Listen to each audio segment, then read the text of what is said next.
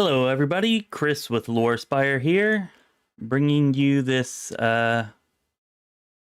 amazingly large screen of my face instead of the game. I'm not sure what's going on with my copy of Wrath of the Righteous, but I cannot get it to open. I may have to uninstall and reinstall it, in which case I'm not going to be able to perform a live stream. But every time I try to open it, it crashes. I'm trying running it as an administrator now, so hopefully that will work. In the meantime, while I'm trying to get this going, if anybody has any questions or anything, feel free to ask. If I can't get this started and working correctly, then I won't be here for long, but I'll still answer any questions that anybody has or, whatever, so feel free.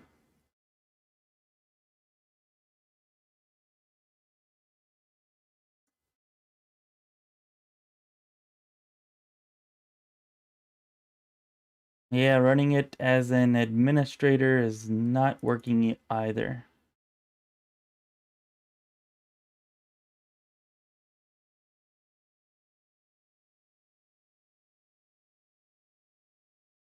I did finally make it all the way through the game and finish it.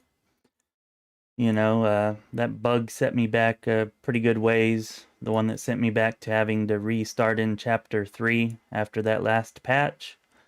But I finally got back to where I was at before and got all the way to the end. So, gotta say the end is pretty awesome. The fights and the battles are definitely awesome. Although sometimes the size of the enemies gets a little bit annoying just because it's kind of hard to see what's happening. But as far as the story and everything goes, I definitely liked the way that it ended, and I'm curious to see how it ends whenever I play, another playthrough with a different mythic path and make different choices. Definitely curious to see how things will change up when that happens.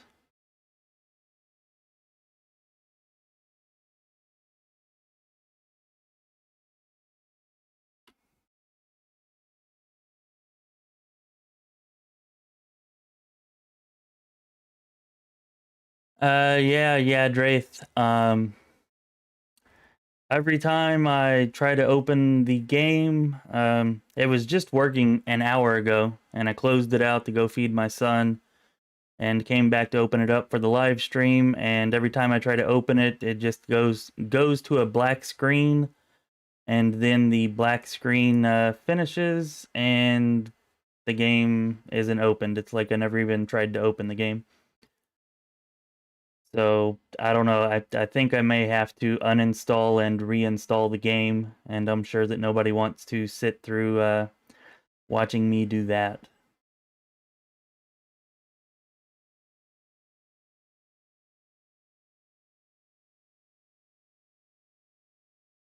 But if you have any questions about the game or anything you wanted to ask or say or anything else, like I'll talk to you about it for sure while I'm here. As long as people want to talk, then that's fine. But it looks like I'm not going to be able to get this resolved.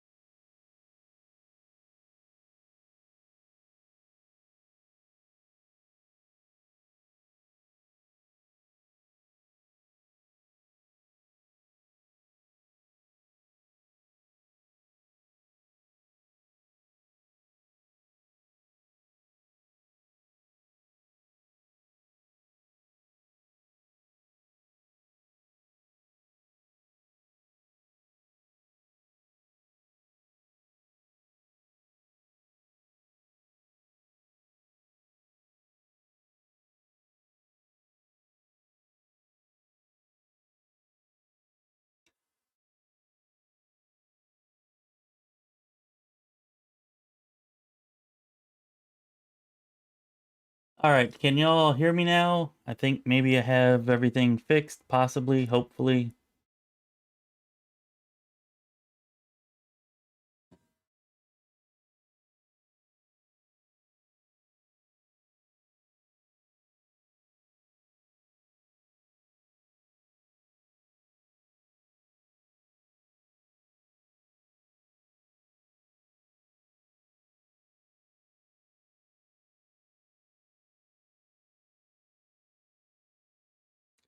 Sorry about all this. This is the first real technical issue that I've had since I started doing this.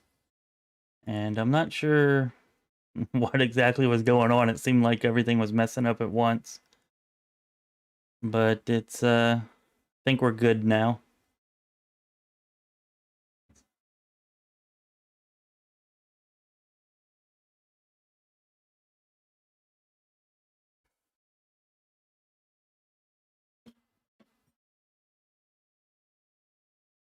Alright, awesome. Sorry about that again. Get this loaded up and get my save from last night loaded up, and we'll save the Hell Knights and go. We'll probably get through Leper Smile. I can't stay on full 2 hours tonight like I have been the last couple of nights, but hopefully we can at least get through Leper Smile. The load game.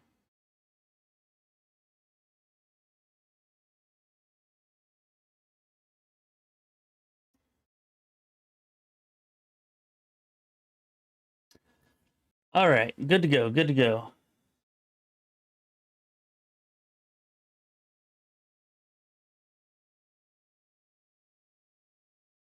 So, how's everybody else doing tonight? Any good news to report? Good news, cool things you found out about Wrath of the Righteous, or just what's going on in your life, or whatever. I'm here to answer questions, so if you got any questions, for sure ask. I don't know everything, but if I know, I'll help you out.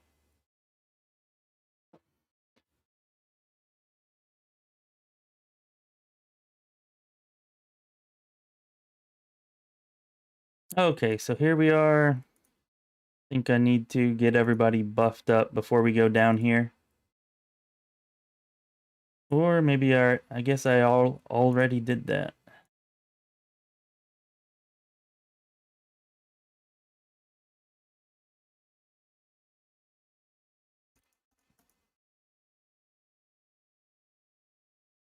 Oh, the one in Market Square from the summoning circle.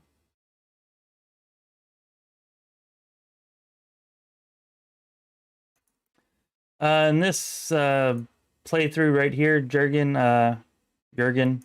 I'm playing a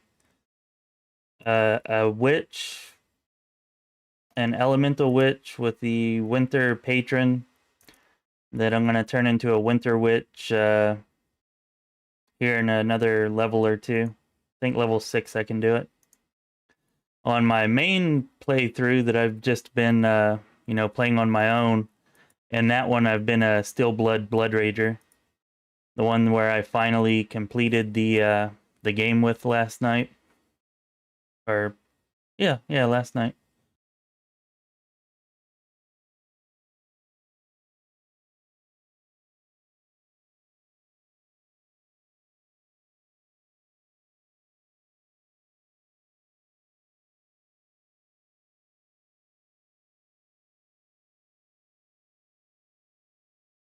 Yeah, I remember we were talking about your Slayer build before the game actually released, and I guess it's going pretty well for you.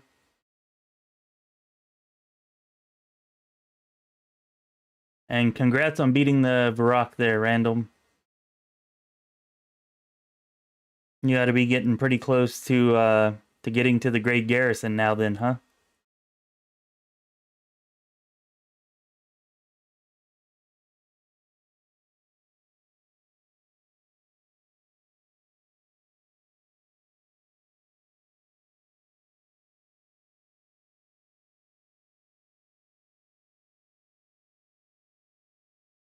Actually,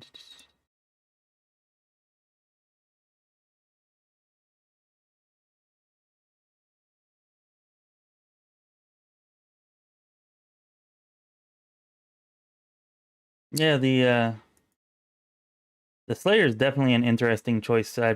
Whenever I was playtesting in beta as a Slayer, I actually really liked it. Um, you know, you can do some good damage, have a good bit of tankiness. I think a Slayer might be really good to try the Legend Mythic Path with. Combine the Slayer with Rogue or Vivisectionist or something like that that also gets a high number of or gets a high base attack bonus and a bunch of sneak attack die. Should make for a lot of damage. I do plan on trying that at some point.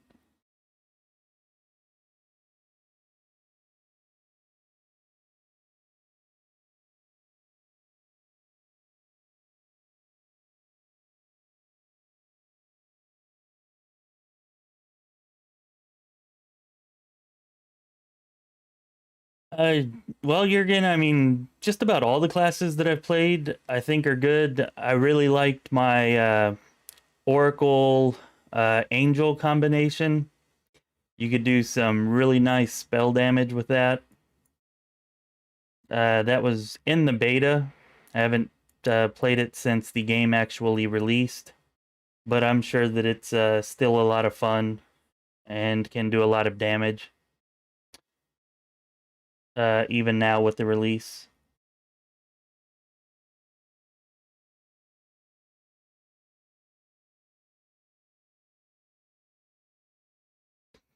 I really like my Steelblood Blood Rager that I'm playing right now. I really liked the Slayer that I tested with before. I really like the uh, Elemental Witch.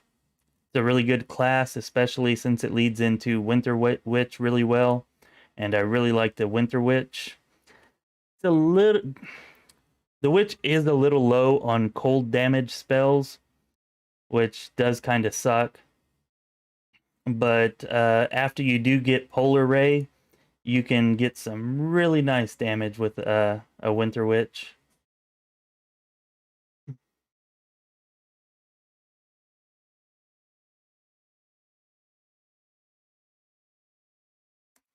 The Arcanist was good when I played that.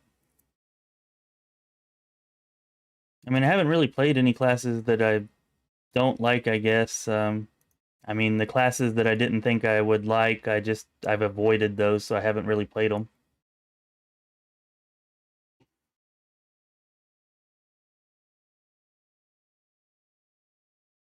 Oh yeah, Eric, that's cool. I wouldn't have thought that melee Oracle would work that well. What which archetype are you using? I think they do have a melee archetype, right? Is that the one that you are using? Yeah.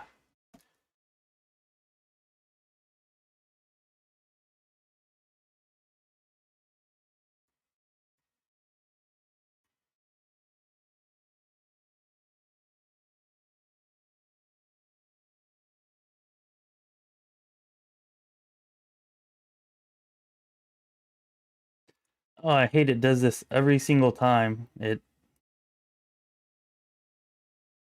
I really need to put a crossbow on her, I guess, so that she stops doing that.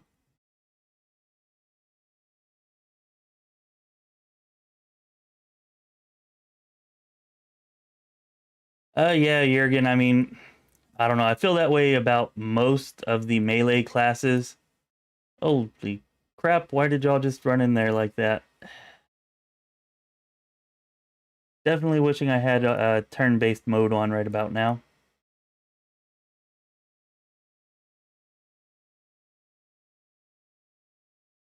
But anyways, that's how I feel about most of the melee classes. Like they do get kind of repetitive, most of them, not all of them. Um,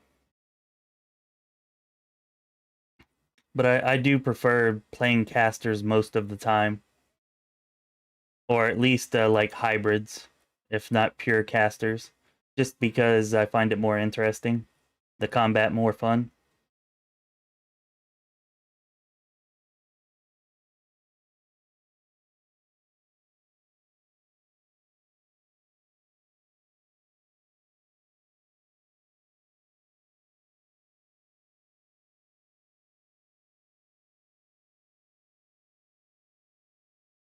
Ah, okay, okay. I got you. I think I had the Flame Mystery and the Blackened Curse and the Flame Mystery on mine.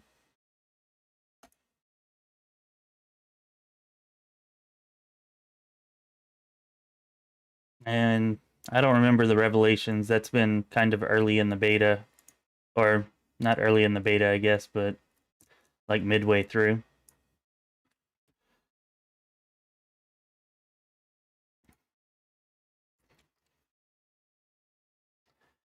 No, Matthew, I actually, Matthew Rogic, I've not tried playing a kineticist yet.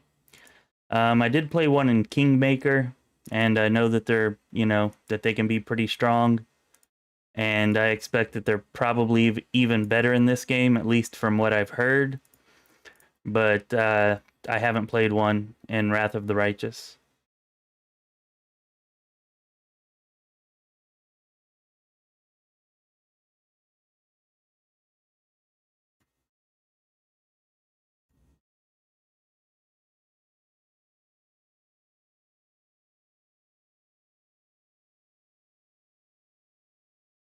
Yeah, that's true, Jurgen. I mean, you'll definitely have companion spellcasters. And the melee usually are more stable and easier to handle.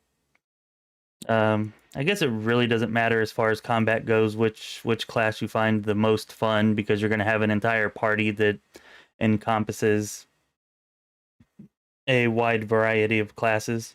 So that's a good point. I should have brought more potions, or actually, I should have brought Social, like we were talking about last night, and I forgot to.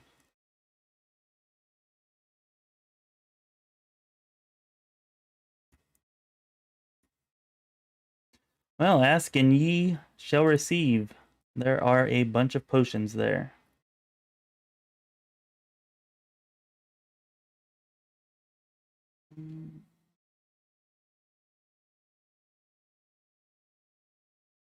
Yeah, Eric, summon builds are.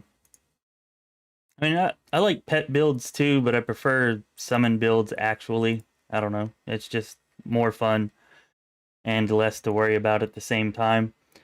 And that's really one of what I want to try to do with a Lich playthrough, with all the bonuses you get for undead. Summoning undead, I think is going to be a pretty awesome build in this game. All right, some barding for the mount that I don't have.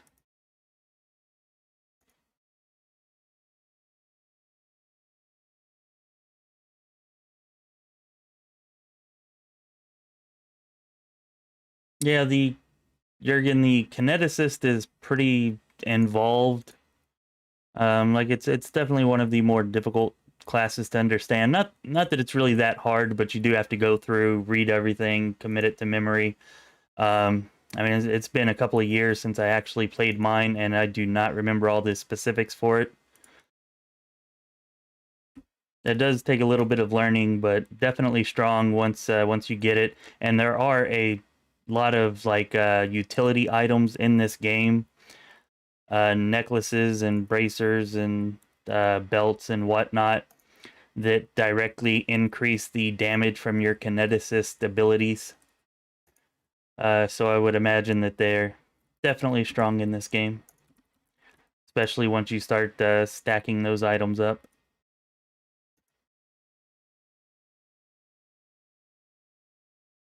Hmm.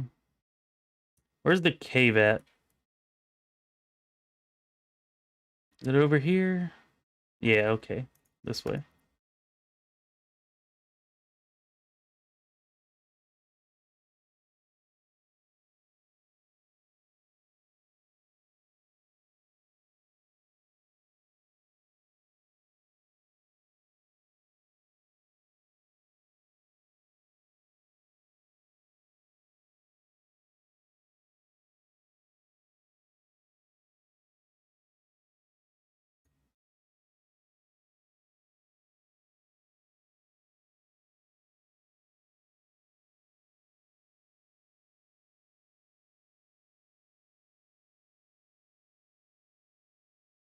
Well, the Lich does get a built-in pet.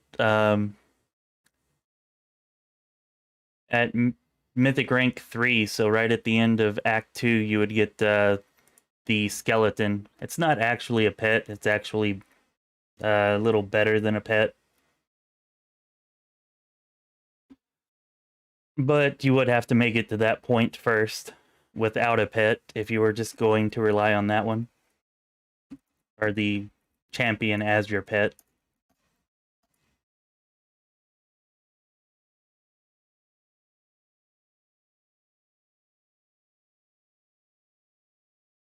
Hey, Random, do you mean the Market Square area? I don't think there are any optional bosses. I don't recall there being any there. I guess if you count that Varrock. I mean, there's maybe some battles that are a little bit harder, but I don't believe that there are any bosses that you have to fight there. Or if there are, I haven't found them.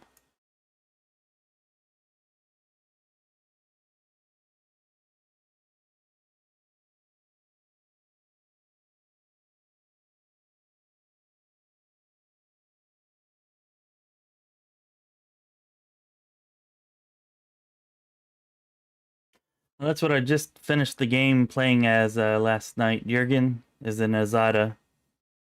And yeah, I gotta say that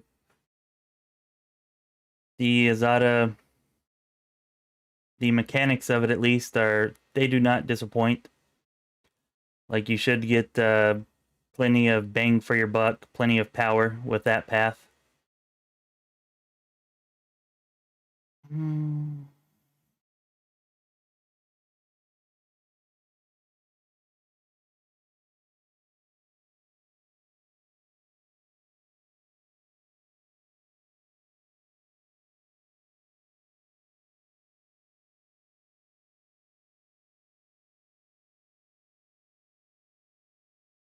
Yeah, that's a good point there, Matthew Rajic. The Sylvan Sorcerer, if you are looking for a caster, is definitely a good choice if you're wanting a pet.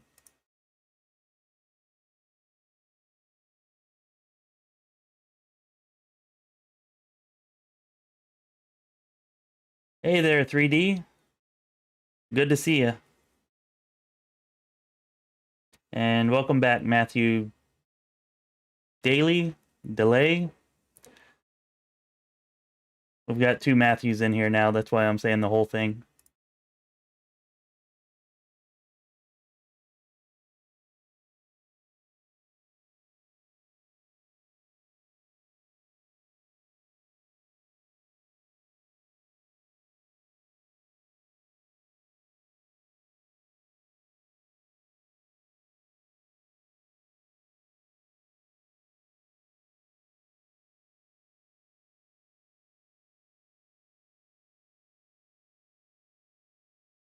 Well, if you're not requiring yourself to be a caster, then I mean, the Lich does have a lot of spells and powers that support a melee build. So you don't have to go a full caster. You can pick out a melee class that, gets a pet. You can be a Cavalier or a Blood Rider or, something like that. But I can't recall off the top of my head what other spellcasters get pets. Actually, I think that's the only arcane spellcaster that gets a pet, right?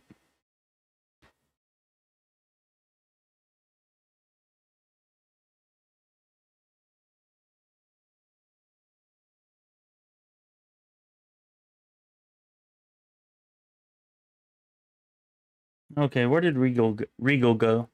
Yeah, Regil. There he is. He's too small, camouflaged.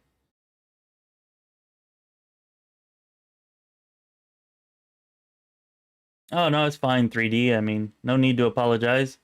Just good to see you back here.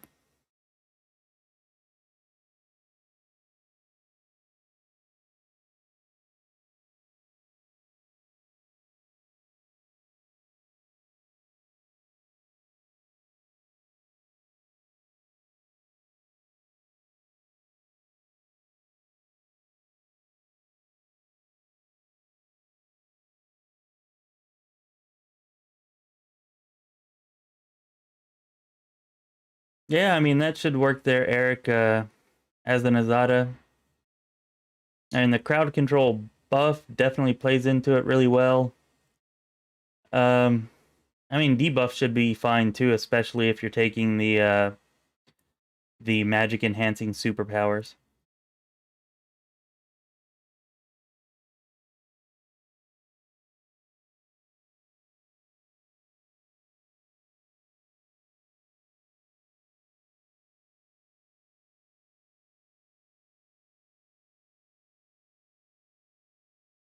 Oh, Matt Diz. All right.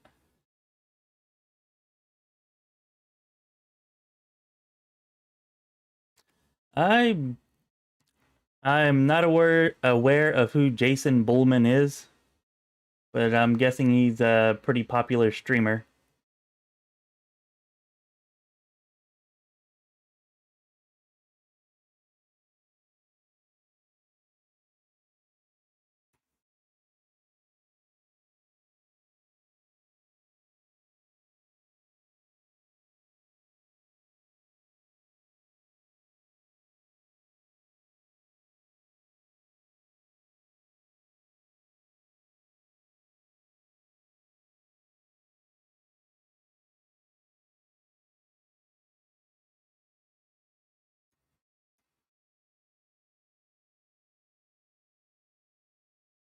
Hey, Gabriel Alves. Glad that you stopped by, checked in.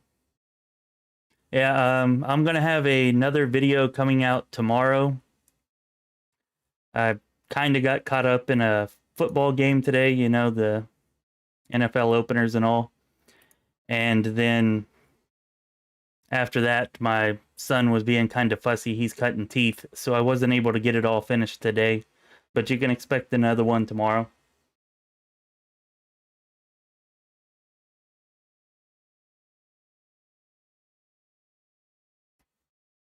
And here we're definitely going to accept his help because we want Hell Knights in our campaign army.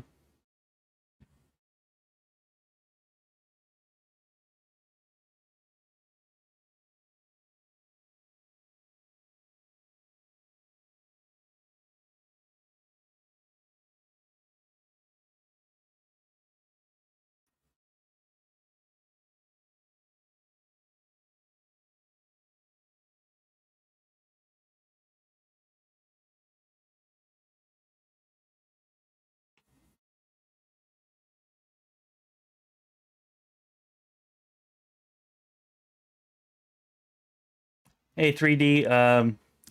Actually, that's the video that I'm almost done editing and should release tomorrow morning. It kind of explains how to become a devil. But if you're talking about after you become a devil, I have not seen that yet. I haven't been able to complete the game as a devil yet. I just got the path and started making the video to show everybody else how to obtain it. And probably, you know, tomorrow I'll start playing it more. And once I do that, I'll be able to tell you if Crusaders show up or not to try to make deals. I do know that whenever you gain the path, you're told that you'll have some new friends, and it's implied that they are also devils, or at least people from hell, I guess, forces of hell, that will be dropping by your court. But I don't know if they're other Crusaders or just who exactly they are.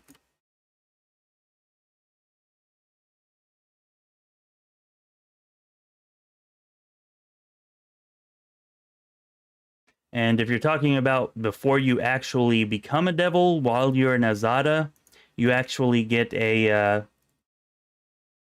an advisor, and that advisor will doesn't actually make contracts or anything with you, but advises you, and you have to pretty much do what he says if you want to become a devil.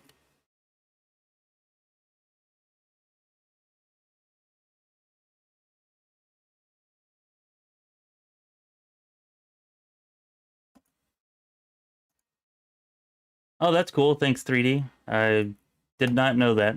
I just knew pretty much that Owlcat created it. I didn't know who the leader of the team was. Or are you talking about the actual core Pathfinder game, the pen and paper?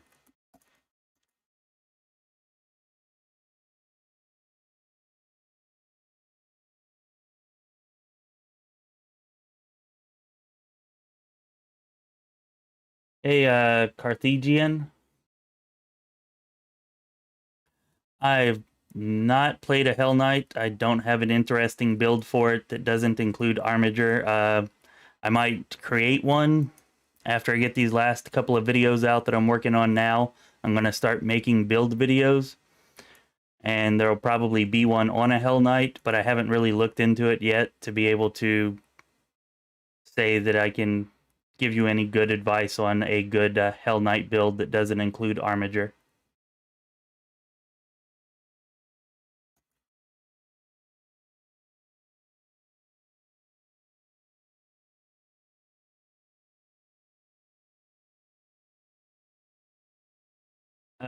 Okay, 3D. Yeah, after you become a devil, like I said, I haven't done much at all after that, so I'm not sure if other Crusaders show up to sign contracts or not. I know you get some abilities where you basically force your allies in combat to sign contracts, and it limits them in some ways and makes them a lot more powerful in other ways.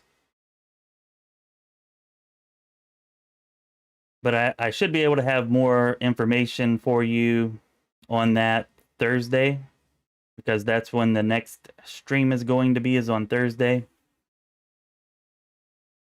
And I'll probably have beaten the game with the devil by then. And so I should be able to let you know for sure.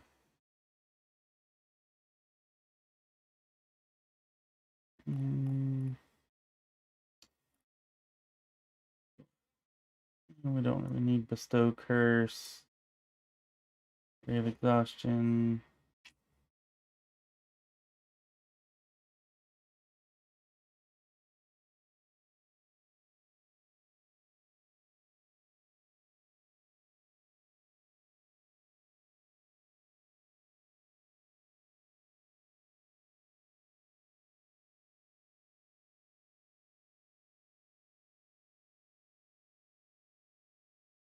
Yeah, Eric, there's a ton of replayability in this game.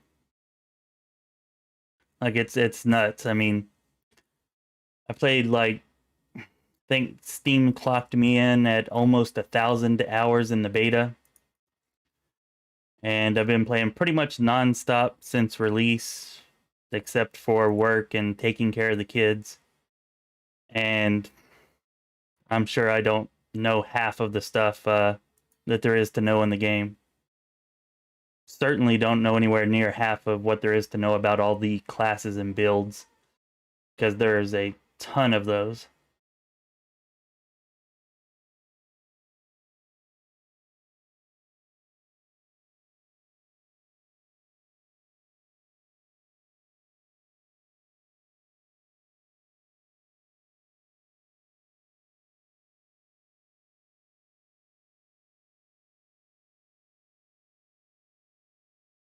Okay, well then let's just keep what you got.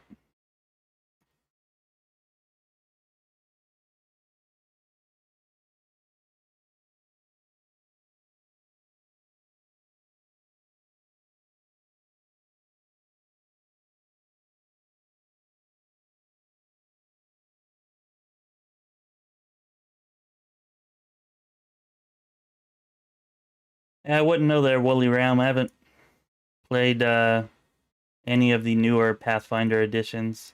I haven't played Pathfinder the pen and papers for about 10 years. 9 or 10 years.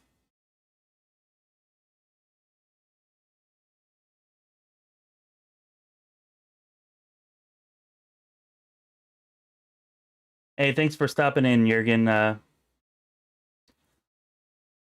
I'll definitely keep the videos coming. I know they've been a little slow, but I finally got through the game and have some saves to work off of, so hopefully I can get them to where they're coming a little quicker now.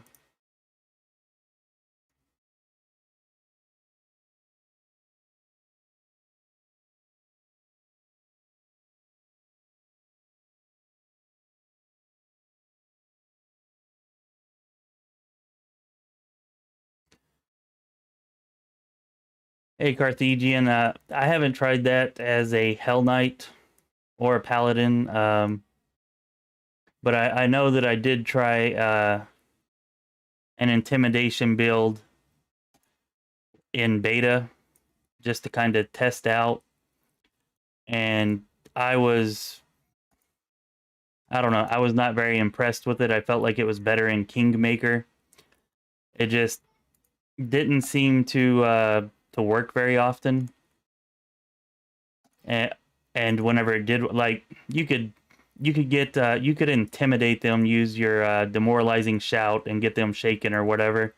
But as far as it having a great effect, like, I don't know, it just seemed like it was better to straight up deal as much damage as you could, as fast as you could, and not worry about that most of the time, especially on higher difficulties. On lower difficulties, that kind of stuff has more of an effect. But at the higher difficulties, I just found it way better to focus on dealing as much damage as fast as possible. I don't know what difficulty you are actually playing on.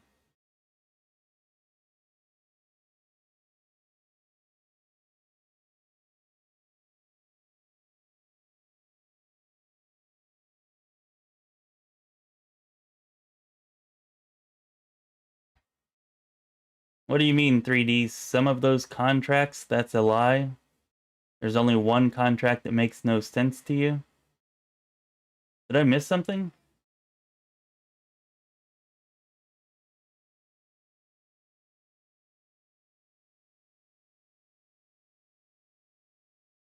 You know what, Carthegian? I'm not sure if they are immune to fear. It's possible. Whenever I get back on my devil playthrough, I'm in Act 5. I'll actually look. I haven't really tried to use any fear effects in my party, just because I felt like there would be a lot of immunity to it. But let me give that a check when, and if I see you again on Thursday, I'll have an answer for you. I'll know for sure if the demons I'm running into are immune to fear or not.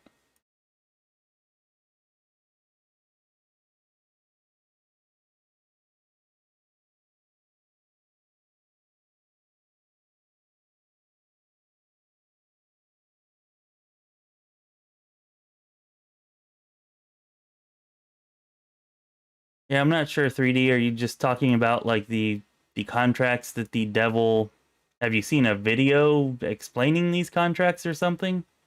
Or are you just talking about making a contract with the devil in general?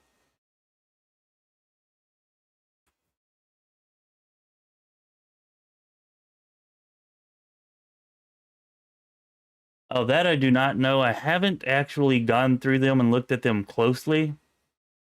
Um, so I'm not sure. Like I don't even remember that one. I remember the ones that you know, like limit your parties or a party member and allies. Uh, the spells that they can cast limits them to one school, but raises the DC of spells from that school by like 4, I think. And then I think there's one that puts you in some type of a blood rage where you get bonuses every time you kill something. But I don't know. I really need to look at those more before I can give you a good answer for that. Are you considering playing a devil, or you're just watching a video and were interested in why it might be good?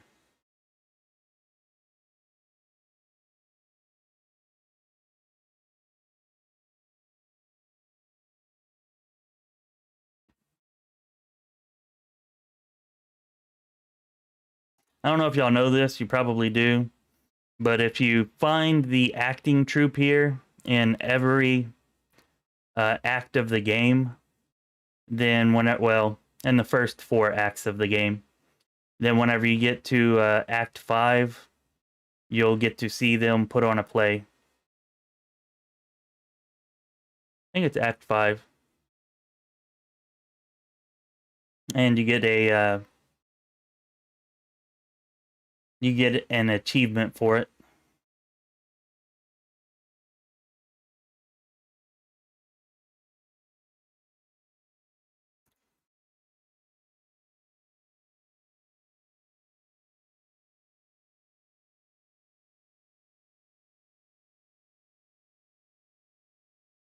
Well, I guess that would be why to get the AoE damage. I would assume it's a ton of damage if you're killing off a an ally.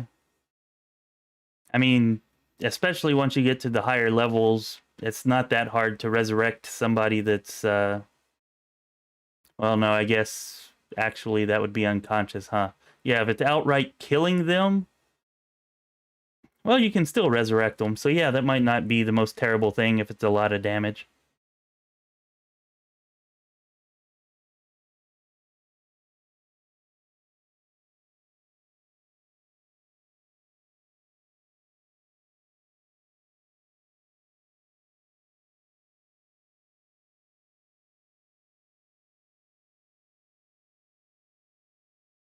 Hey, Nico Hunter.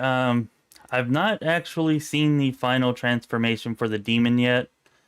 I've only been able to get that far with the Swarm That Walks, the Devil, and the Azada paths. So I've not seen the transformation for the demon yet, like their final transformation in Act 5. I can say that the Devils is a little lackluster though, like you just kind of turn red and grow some horns. And the Swarm That Walks is also a little lackluster. Um, you don't really look any different at all as the Swarm That Walks.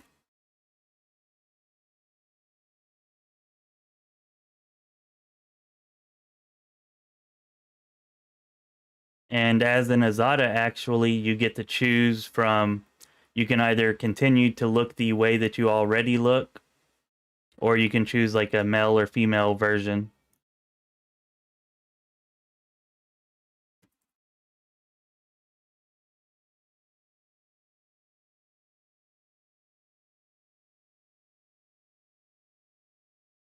Yeah, 3D. I actually really like the writing for the devil from that angle. I mean, I haven't played the Aeon and become a devil from the Aeon's perspective, but from the Azada's perspective, it's actually pretty good. The writing for it, the way that it's kind of subtle, and I actually didn't pick up on it at first playing it through. Of course, after you watch a video that explains how to do it, then it's pretty hard to miss. But if you actually play it without having any knowledge about it beforehand, there's actually some really subtle things that they do, and I didn't pick up on it until it was like way late. So that was kind of cool.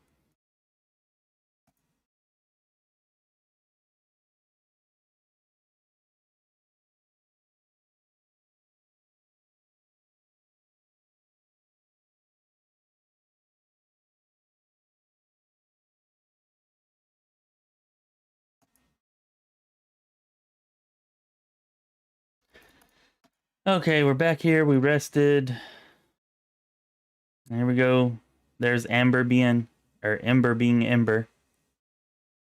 Always so helpful.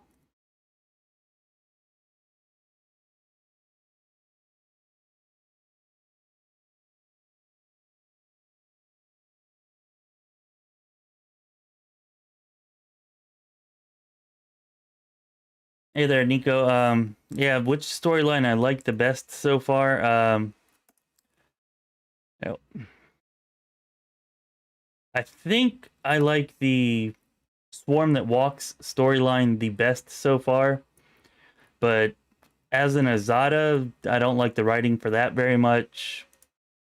The mechanics for the path, all of that's fine. The writing I don't care for too much.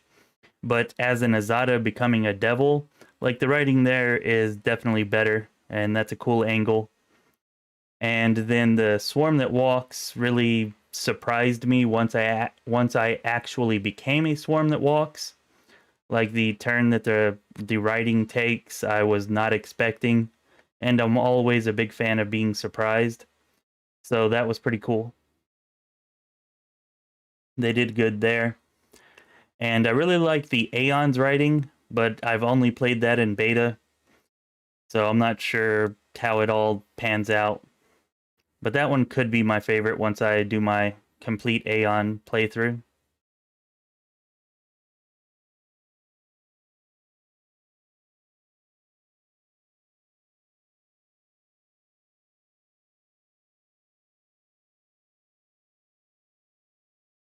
And actually, in case anybody didn't know, if you're having issues with the campaign early on, you actually can speak to Irabeth, wherever she's at, and you can purchase some extra troops, some reinforcements from her that aren't otherwise available. And I know some people were saying last night that they were having trouble with the campaign battles and whatnot.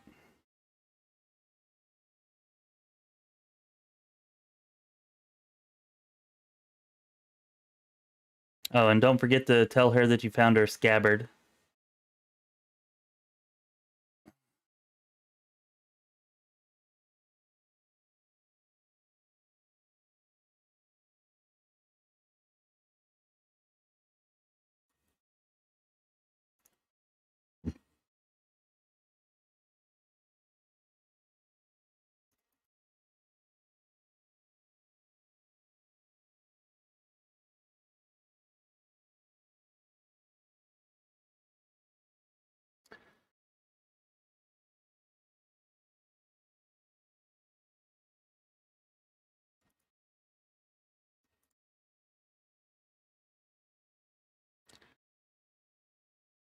All right, nobody's using a bastard sword.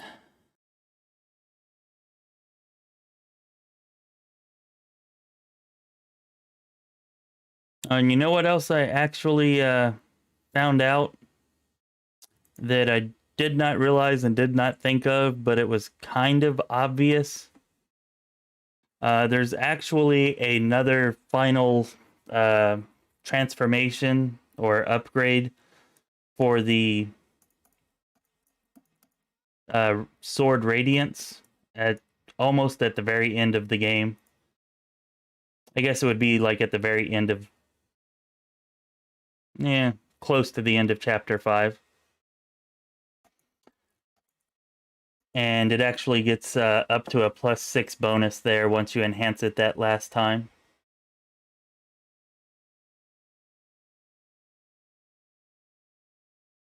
Which I had thought that it stopped at the +4 bonus. And it is the only +6 weapon that I've seen. So that's pretty good.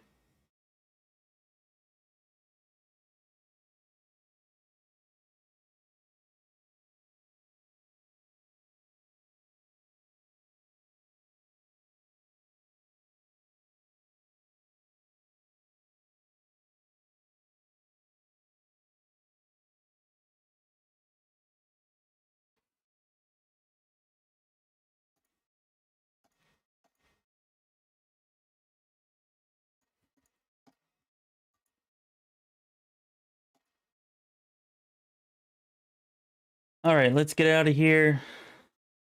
Go see if our Hell Knights are up to the task of destroying some demon armies.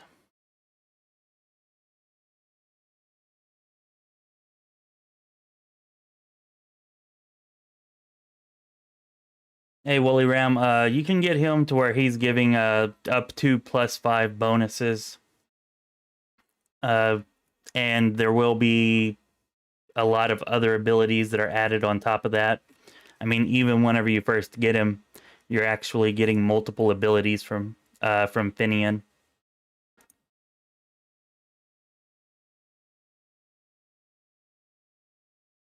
He's not always the best option to use, though, even though he's usually, like upgraded right up there with the best gear that you can get.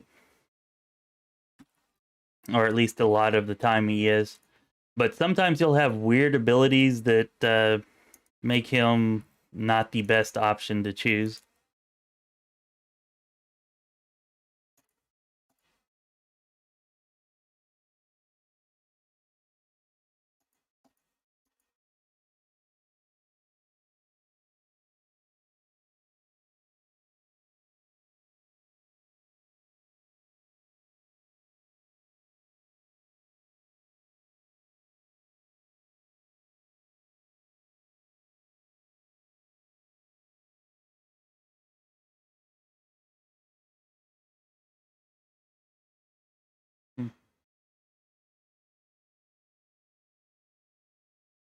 Alright, so we're gonna head back this way with our army. Oh. And seems that we have too many armies right now.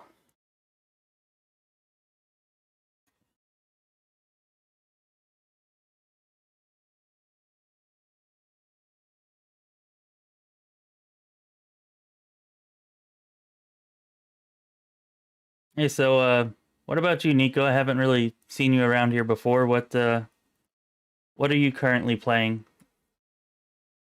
If you don't mind sharing.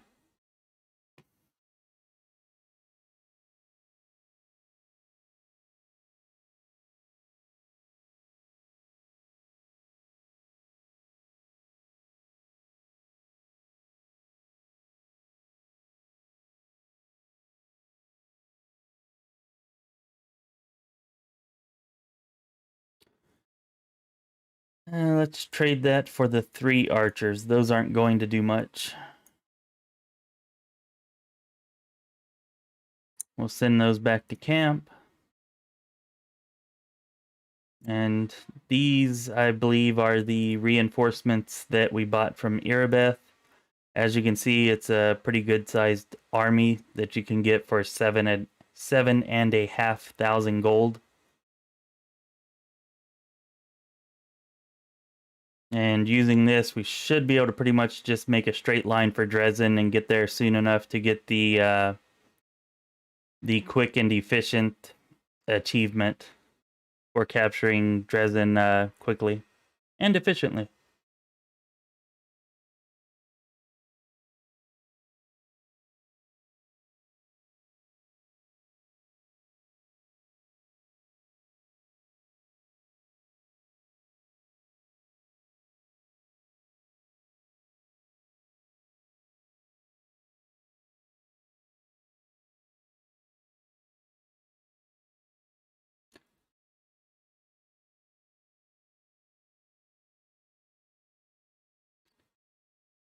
Alright, let's go take out this demon army.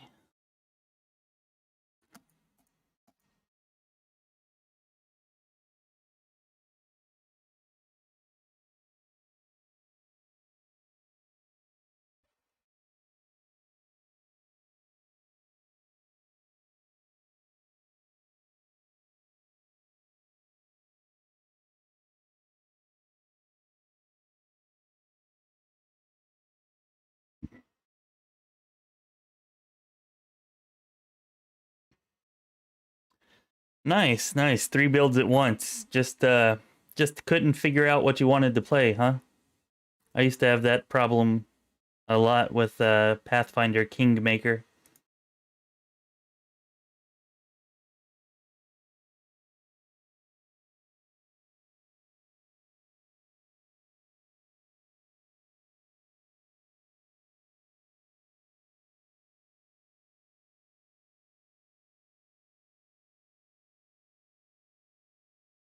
Yeah, I restarted that game so many times just to try out a new build, a different build. And this one's kind of worse from that perspective because you have the mythic paths to throw in there on top of that, so it's kind of like, oh, I want to see what's up with this path and this one and this one. Whenever I first started the beta, I was doing that a lot.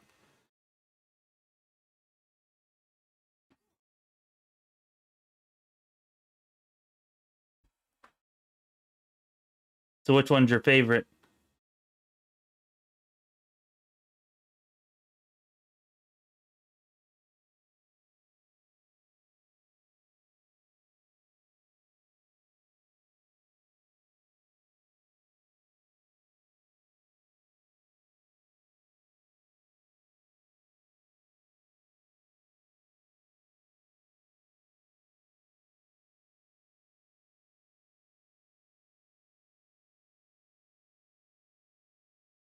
Well, they're doing a little more damage here than I would have liked.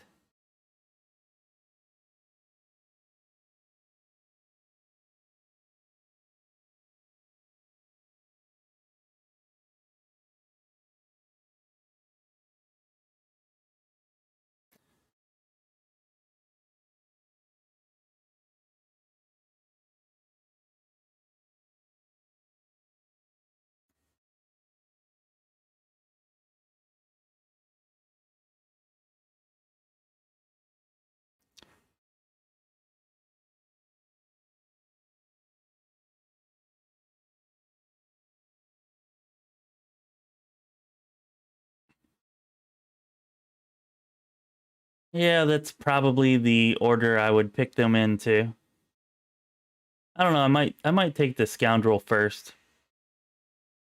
I do like the Eldritch Scoundrel archetype. I'd never played it before, but you know, that's Woljif's class and archetype, and I've definitely come to really like it on him. He's one of my favorite characters, at least from a combat standpoint.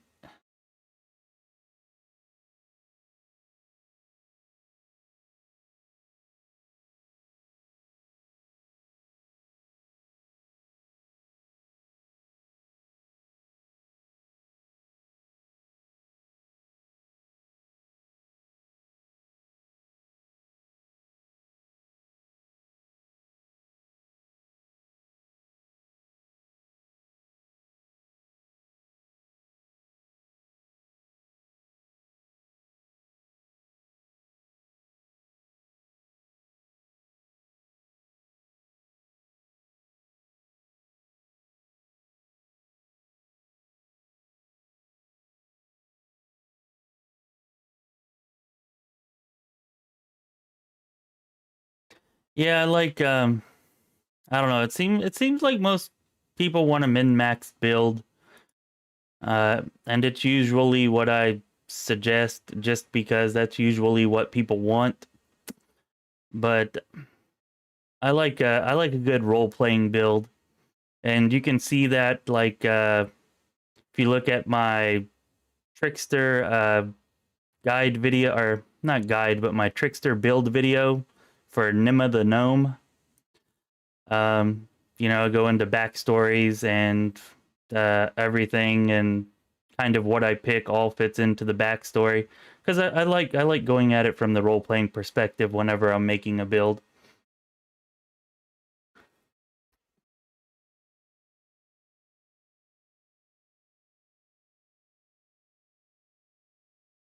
You know, it's like what really makes sense, what would it really be like, etc., etc.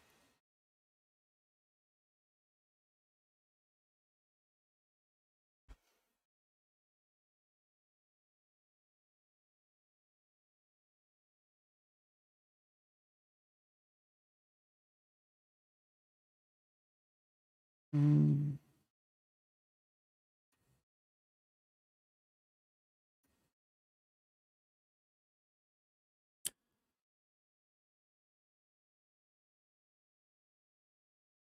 All right, here we go. Leper Smile, our target.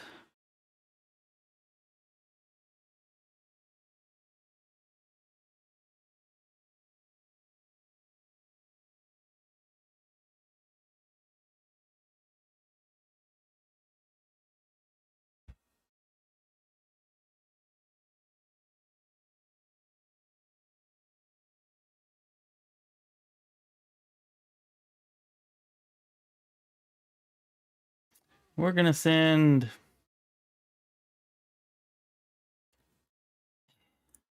Maybe she'll get eaten.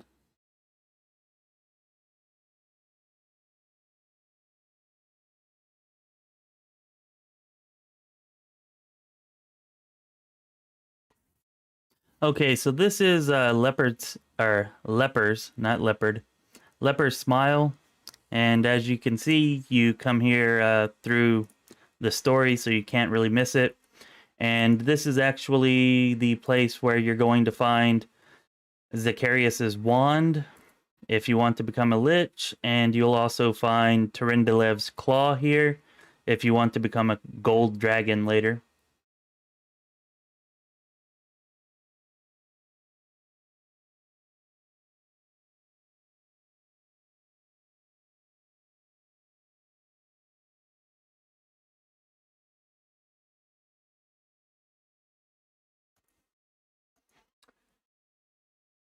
And if you want, you can kind of branch out and fully explore this place while the Vescivores are currently swarming.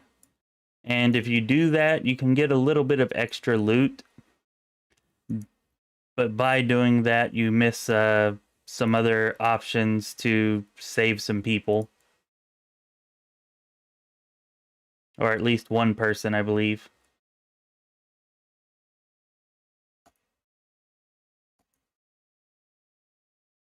And you don't really lose too much loot by going directly to the queen anyways. So that's kind of the path I usually suggest.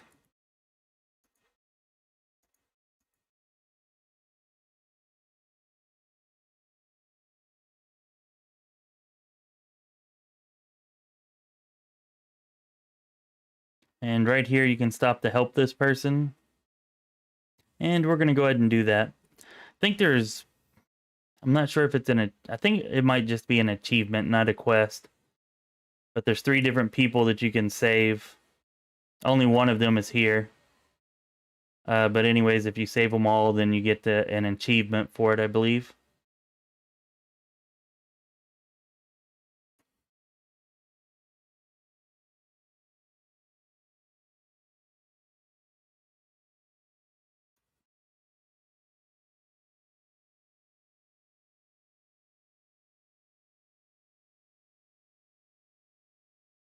Sure, we'll finish the lad off.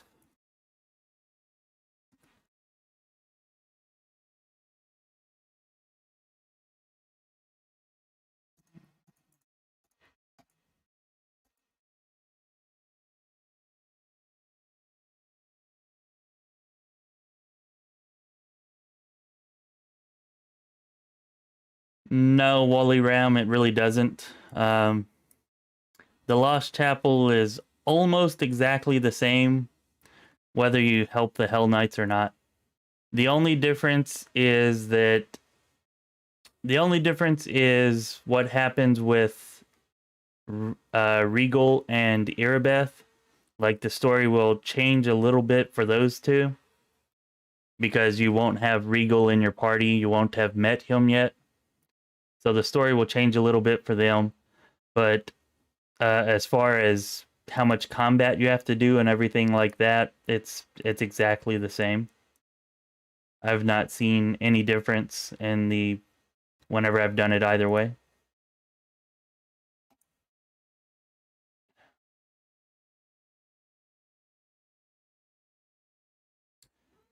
And here we can kind of find out that somebody's trying to set me up, or set the commander up, trying to get us killed. And it's definitely somebody that's a spy in our camp. Right here, if you want to get the swarm that walks path, you'll need to choose the evil option here to burn the body, but keep the slime from the queen. So if you want to be a swarm that walks, be sure to do that.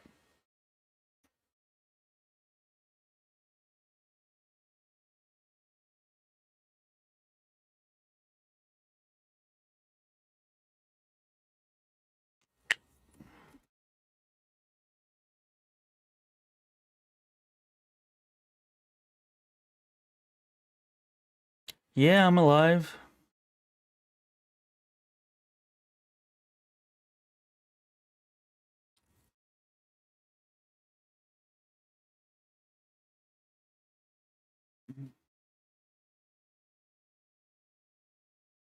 How's your playthrough going anyways, Wooly Ram? If you did say anything about it, I must have missed it.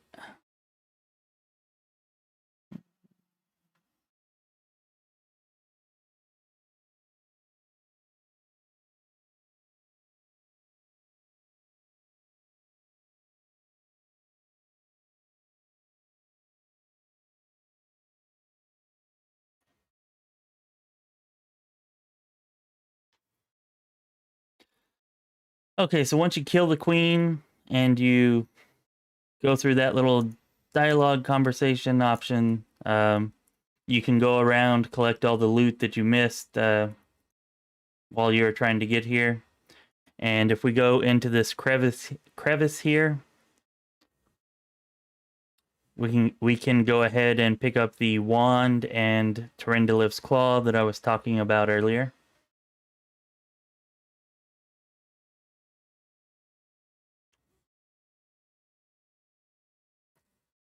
Not sure what's wrong with my brain tonight, but I keep stuttering, or I don't know, I guess it's a stutter. Saying the same thing twice. It's like my brain's glitching.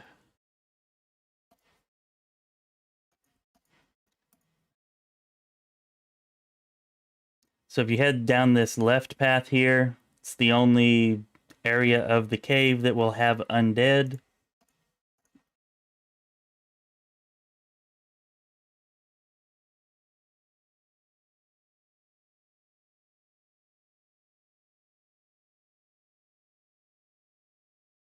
Whoa, what are you doing, Sela? Told you to stop. Watch out for traps, of course. Trying to be more mindful of those. Oh, okay. That's unfortunate, but there's always tonight. I don't think I've chosen the uh imprisoning Erebeth option when that happens. I think I've chosen all of the others except for that one. I think my favorite one is the Demon Mythic Path option. Whenever it comes to those.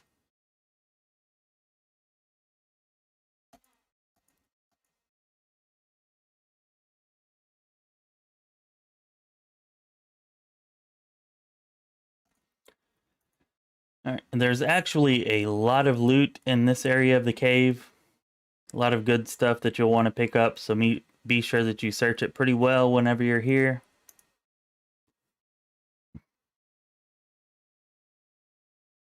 And even if you don't want to be a gold dragon or a lich, it's still worth coming here just for all of the extra loot.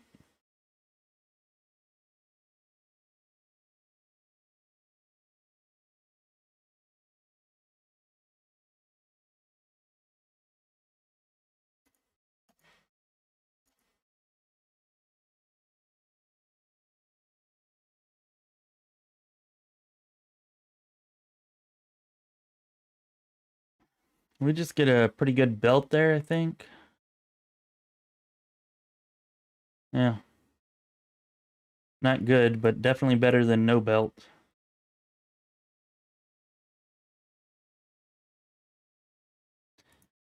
And right here is Terendilev's Claw.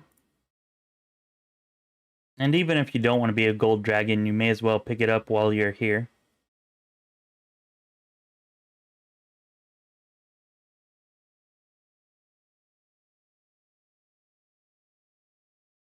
Yeah, sometimes the options can be kind of weird. You know, why is it evil to remove a bad commander who's... Oh. Okay, and as you'll see, this wand actually revives all of the undead until you grab it, and then it kills all of the undead. So let's go grab that now. Anyways, yeah, the different options are sometimes really weird. It's not really that evil to remove a commander who's freaking out like that. Like, wouldn't it be... I guess maybe it wouldn't be evil to leave her in place, but it would definitely be incompetent. I can tell you, though, if you choose... I think it's the good option, which is just to kind of like believe in her or something like that. I forget what exactly. But if you choose that, yeah, she's... let's just say that she does not perform well in battle. Let's just leave it at that.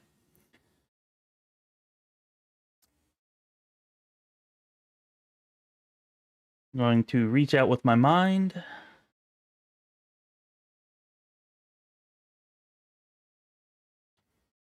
And I'm going to hide the wand. Always before, I've chosen the evil option to unleash the power.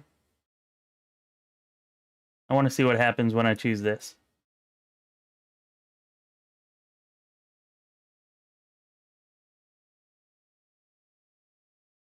Well, one thing's for sure, if I choose that, it does not kill all of the undead.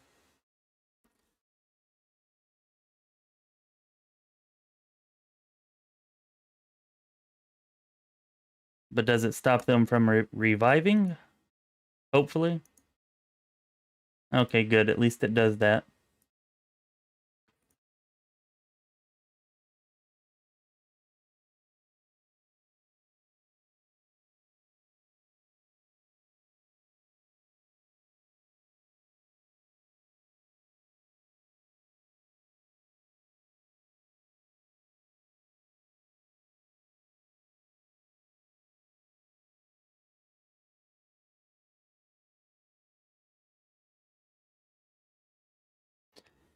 Yeah, Nico, I understand what you mean. I think that the demon path might be the most limited path as far as like viable class options for the path or viable builds for the path. I think it might be the most limited, either that or Aeon.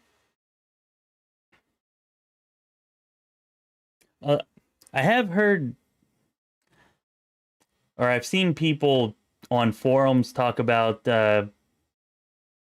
getting really, really high spell DCs through some combination of demon aspects, but I never checked it out myself, and I think that maybe they were just not right about it.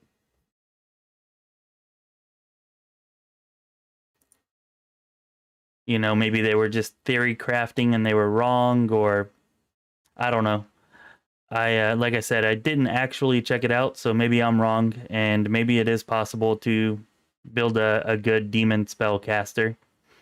But definitely, just from looking at all of the abilities and everything, uh, it seems more skewed towards melee, like much more skewed.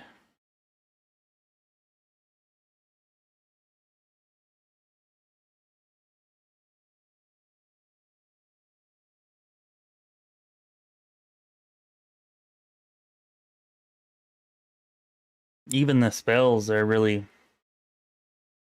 skewed that way too.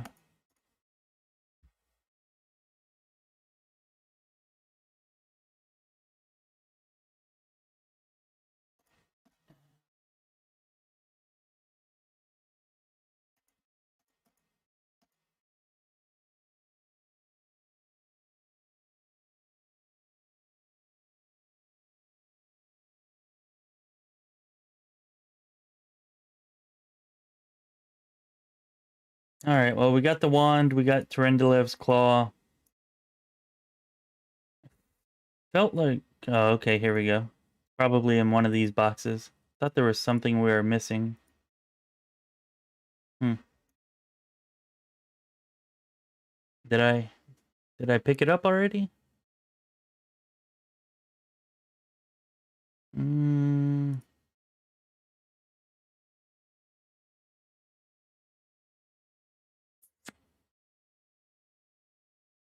give that to you.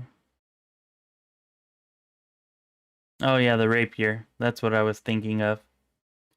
It's a pretty good rapier for the level that we're at, level 6, +2 cold iron rapier. Deals extra damage to enemies under mind affecting effects.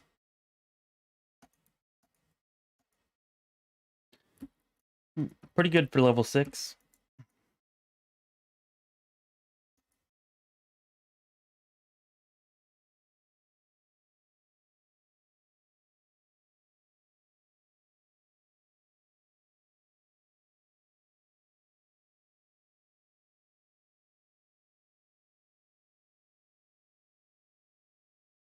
What's that, Nico? The demon path, you mean?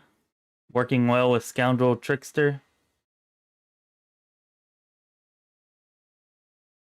Oh, you mean what? Oh, you're talking about the rapier. Okay. I was thinking about the demon mythic path, and I'm like, wait, Scoundrel Trickster? How are you a trickster and a demon? I was thinking maybe you meant arcane trickster earlier, but anyways. Yeah, it's a good rapier for sure. Actually, that's a good point. I'm not using Camellia right now, but I should throw that in his main hand.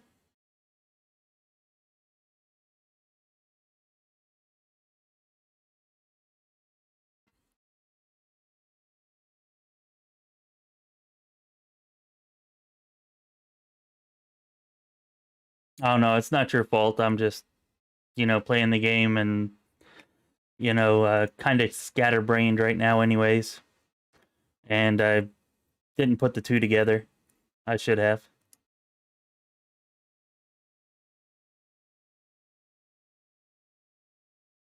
Yeah, with the use of hideous laughter and using that, and yeah, it does combine pretty well.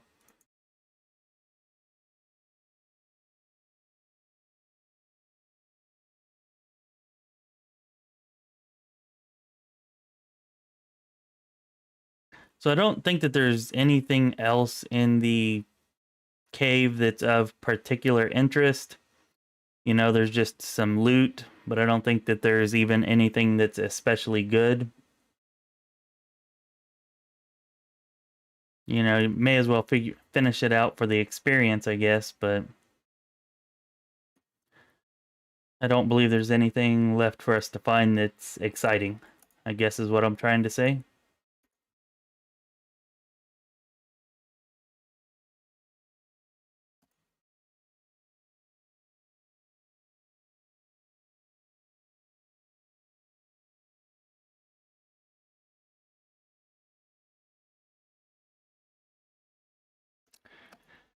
All right, let's go disarm this. Think I'd better heal up before going in there.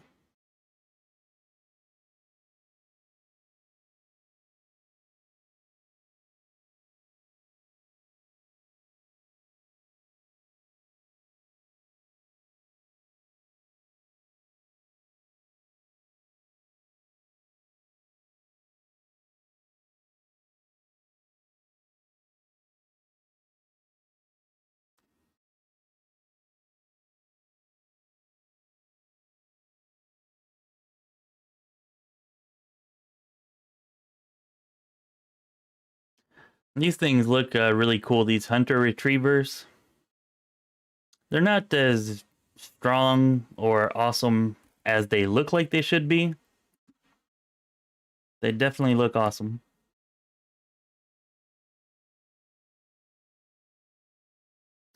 And from that, we get this Retriever's Claw, which is a pretty nice dagger. And that's going to go in Woljif's other hand. +2 Cold Iron. And it has an increased critical multiplier of ×3. So yeah, definitely nice. I guess there was one more item that I wasn't remembering there, because that's definitely worth getting.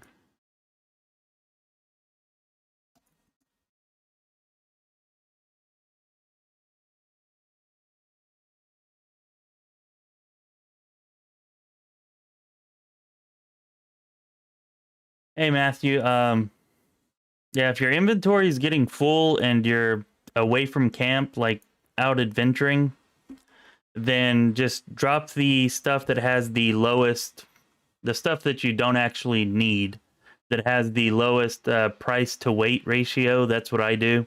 It's usually armor and regular weapons, weapons that aren't masterwork or magical or anything at all like that. But yeah, just drop your armors and weapons that don't really sell for very much. And if you're just talking about being at the vendor and what you need to sell while you're there, just weapons and armor that you aren't using, you can sell that. You should be able to sell books. Those are pretty much just there for lore reasons. And you can sell those, at least the ones that don't have abilities. There are actually some books that have abilities, but read it, and if it doesn't have an ability, then you're safe to sell it. You shouldn't need it. If you're not planning on making potions or scribing scrolls or cooking food, like if you're not planning on doing that stuff, That's up to you, but you can sell that stuff if you're not planning on using it. And anything that you think you might use at some point, but you're not planning on using soon, you can put in your personal chest at Defender's Heart. I don't know if you've made it there yet or not, but when you do, you'll get a personal chest. And you can kind of fill that up with stuff that you don't want to sell, but you don't want to carry it with you either. And it'll actually be right beside the bed that you wake up in when you're there.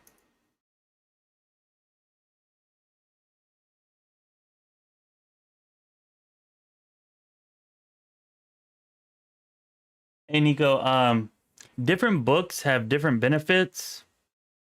It really depends on what it is. If you look at the book first, it should usually tell you or give you some kind of indication or something.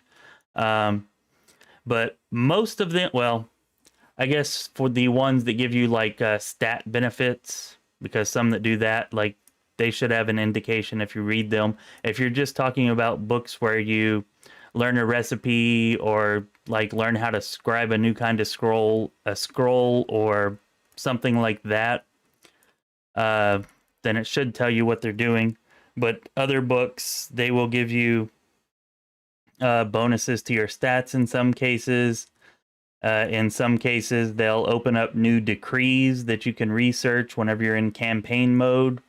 And for most books, like if they're giving you a stat change or something, if you go to your character and you go to your abilities and you look in your abilities, it'll actually be saved here, like where you see acrobatics and light of the angels and whatever else. If you're getting an ability change from a book, come and look here and it'll actually tell you what it is and what it does.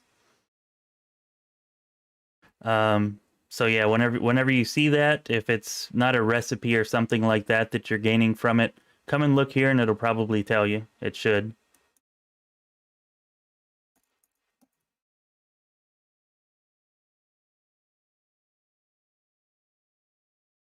Uh, no, Matt, you do not need to cook or make stuff in this game.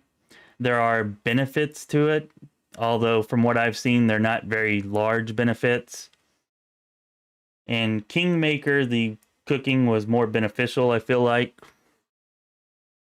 Uh, to be honest, I haven't done any cooking or potion making or scroll scribing at all. I just haven't had the desire to use a feat on those kinds of things or waste the time on it. You find so many potions and scrolls anyways that I just don't see much of a point.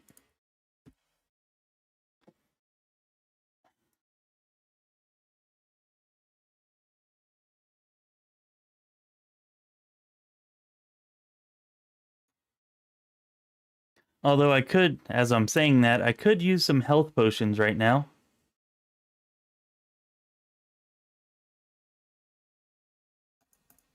And we're just going to go ahead and rest.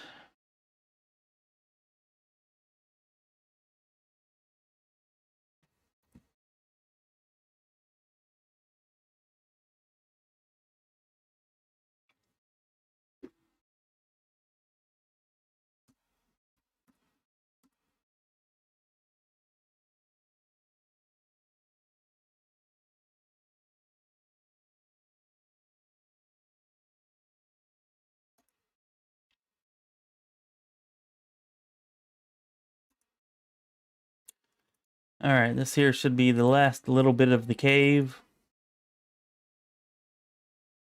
And the demons here are definitely stronger than what you have been fighting throughout most of the caves, so... Or at least facing more than one of them at once is.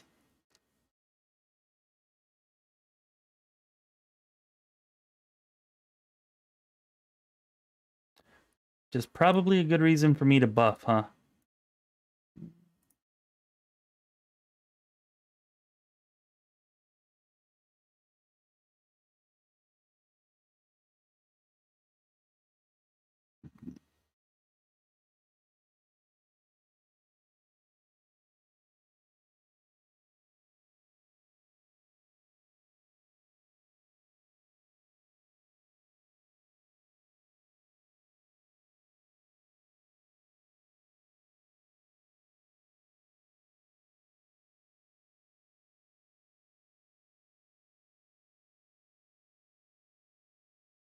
Come on. You're too far back.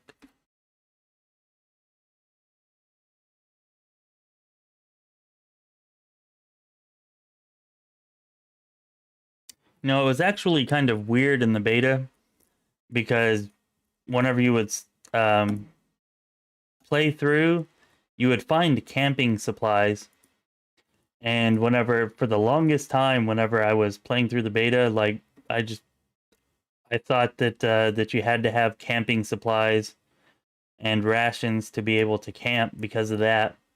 But I guess it was just a holdover from Kingmaker that they hadn't taken out of the coding of the game yet.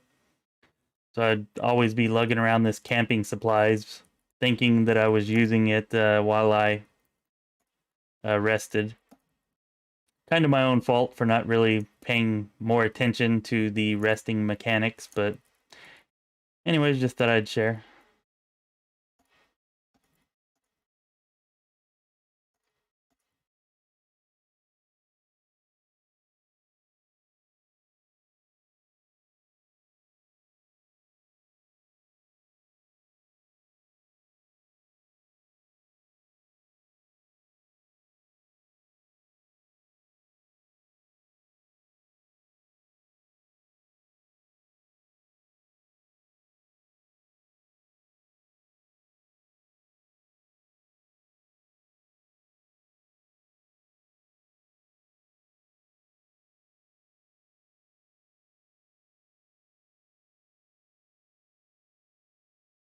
Oh, really, Eric? Well, that's cool. I didn't know that. I figured it was just a holdover because they said they were using the same, I guess, coding infrastructure from Kingmaker.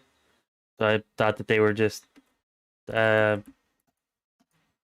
it was just some coding that they hadn't removed yet from there.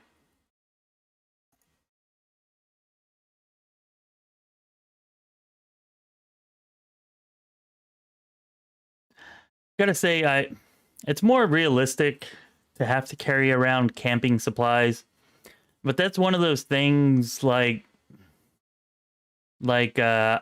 item durability and needing to repair your armor and weapons out in the field, stuff like that. Like, yeah, it makes more sense, but I don't really need the game to be that realistic. You got to find a good balance between realism and like convenience. So I definitely think I like it better without having to carry around the camping supplies.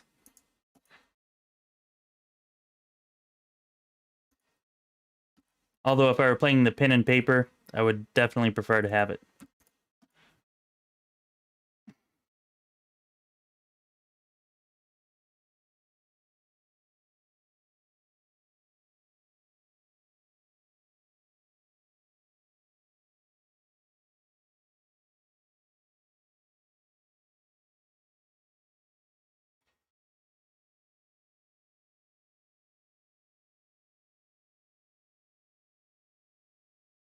Hey Nico, it's probably about the same as Kingmaker. I mean, I it really depends on how much time you spent on the campaign and kingdom building mechanics, and how much of the side questing you're willing to do. But I would say it's pretty close to the same length. Not too much difference in the two. I will say though that unlike in Kingmaker, you can really, really speed up some of the acts in this game. Like if you just skip all of the side missions and just do exactly what needs to be done to advance the story, you can get through acts 3 and 5 incredibly quickly. And you can get through Act 2 here pretty quick too by doing that. But if you're actually branching out and doing all of the side stuff, it's definitely long.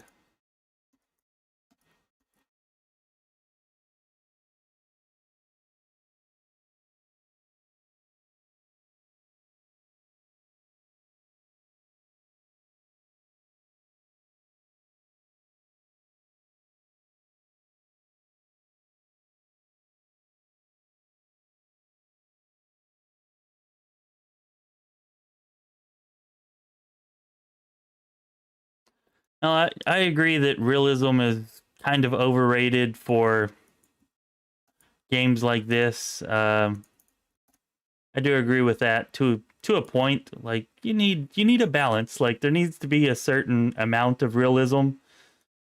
But whenever you start getting into carrying around camping supplies and having to have repair hammers to repair your gear while you're out in the field and stuff like that, like I don't know, that's too far for me. Like I don't need that much realism.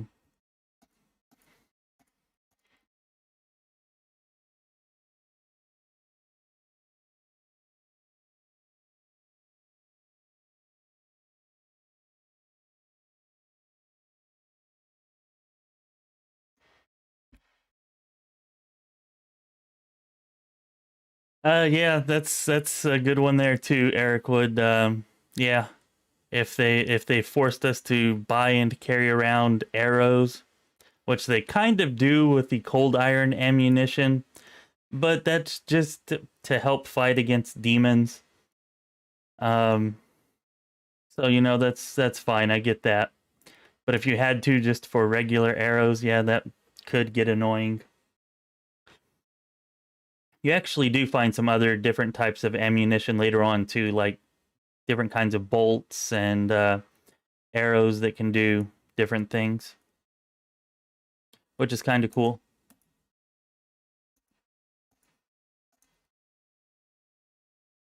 All right, so that's pretty much it. That's everything that there is to do here at Leper Smile. I'm not going to go around and collect all of the loot throughout the different places because most of the loot that actually matters was just in that crevice. And we got it. I think I will equip that bow, though.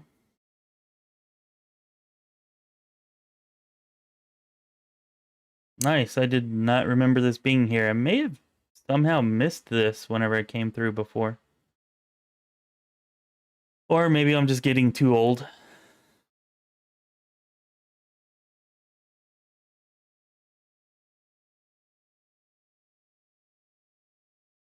Yeah, Matt. Especially if you don't have any experience with it, it can definitely be difficult to build a character. It can be really, really, really difficult to build a character that you actually like and want to play more than other characters.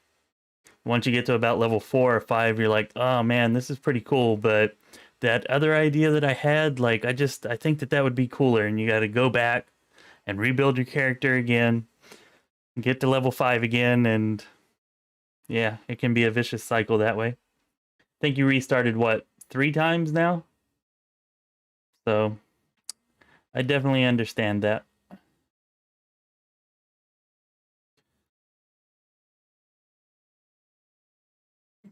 All right, anyways, it's almost 10. I know I got a late start because of those technical difficulties. But this is actually a little later than I was planning on staying on because I have work in the morning and I still need to finish up the 2 videos that I'm working on to release tomorrow. But anyways, thank you all for coming by. It's good to meet you, Nico and Eric, Oh, actually, I just saw Grilled Leaks comment mixed in there, so I'm going to go ahead and answer that real quick. My favorite sorcerer bloodline, I definitely like the undead bloodline the most. I don't think it's the best, but I like it the most. I used it in Kingmaker to try to build a lich-like character in Kingmaker. That was always my goal, and I never really succeeded.